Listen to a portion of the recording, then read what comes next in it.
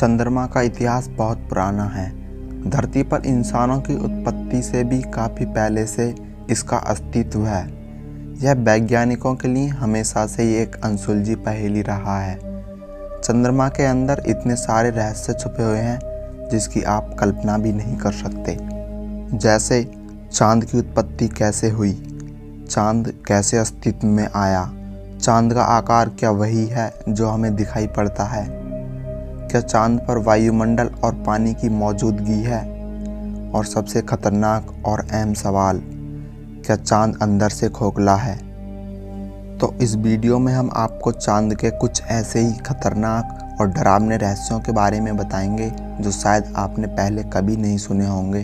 तो चलिए शुरू करते हैं। चंद्रमा की उत्पत्ति लगभग 450 करोड़ वर्ष पुरानी मानी जाती है। आज से लगभग 450 करोड़ वर्ष पहले पृथ्वी और चंद्रमा अलग अलग नहीं बल्कि एक ही थे। परंतु उसी समय इस अनंत ब्रह्मांड में थिया नाम का एक ग्रह 50 किलोमीटर प्रति सेकंड की तेज रफ्तार से पृथ्वी की तरफ बढ़ रहा था और समय के साथ वह पृथ्वी से टकरा गया। पृथ्वी और इस ग्रह की टक्कर बहुत भीषण थी, जिसमें थिया ग्रह लाखों टुकड़ों में अंतरिक्ष में बिखर गया। इसके अलावा पृथ्वी 2 टुकड़ों में टूट गई और टूटा हुआ छोटा हिस्सा दूर हो गया और इसी टुकड़े ने बाद में चलकर चंद्रमा की शक्ल ली। चांद के बारे में बहुत सी थ्योरीज प्रचलित हैं। अब इन थ्योरीज में से कौन सी सत्य है, इस बात का पता लगाना तो मुश्किल है, मगर चांद के बारे में चौंका देने वाली एक बात सामने आती है कि चांद नेचुरल तरीके से नहीं बना है, बल्कि इसको किसी उन्नत सभ्यता ने बनाया है और यह अंदर से खोखला है। चांद पृथ्वी का उपग्रह नहीं बल्कि एक स्पेसशिप है जिसके अंदर सारा नेविगेशन सिस्टम, इंजन और अन्य उपकरण भी लगे हैं। और चांद को किसी इंटेलिजेंट सभ्यता ने धरती के ऑर्बिट में स्थापित किया है। मतलब अगर धरती पर इतनी उन्नत सभ्यता नहीं थी तो इसको एलियंस ने ही बनाया है और वे हमेशा धरती पर नज़र रखे हुए हैं। यह बात कितनी सच है कि चांद अंदर से खोखला है और यह एक प्राकृतिक उपग्रह नहीं बल्कि एक यांत्रिक उपग्रह है। वह भी छोटा नहीं, बहुत बड़ा उपग्रह। चलिए इसको विस्तार से समझते हैं। 20 नवंबर 1969 को अपोलो मिशन के दौरान अपोलो टीम ने एक मॉडल चांद पर छोड़ा। जैसे ही वह चांद से टकराया तो वहाँ पर एक 30 फीट चौड़ा गड्ढा बन गया और चांद पर भूकंप जैसी हरकत पैदा हो गई।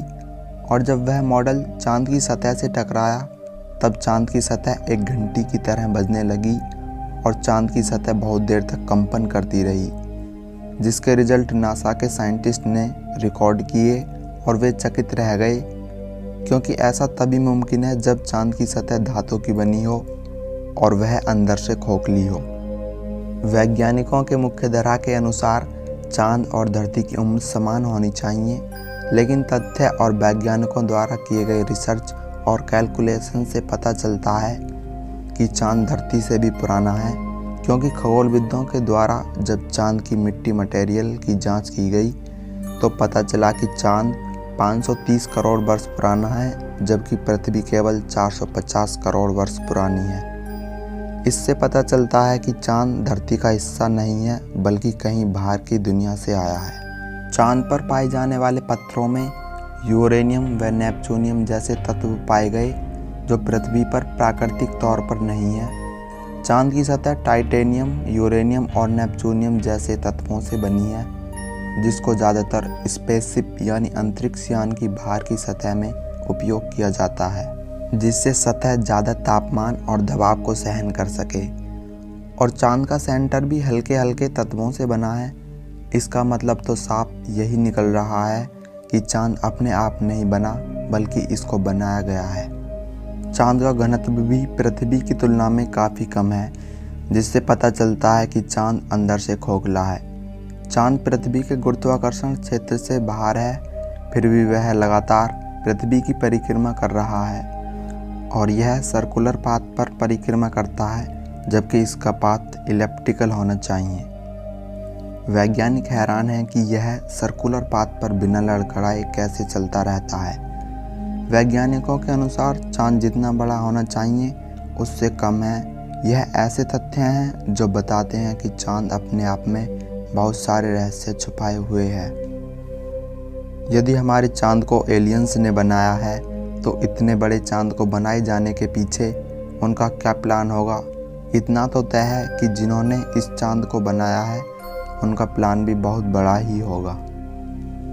तो आज के लिए बस इतना ही।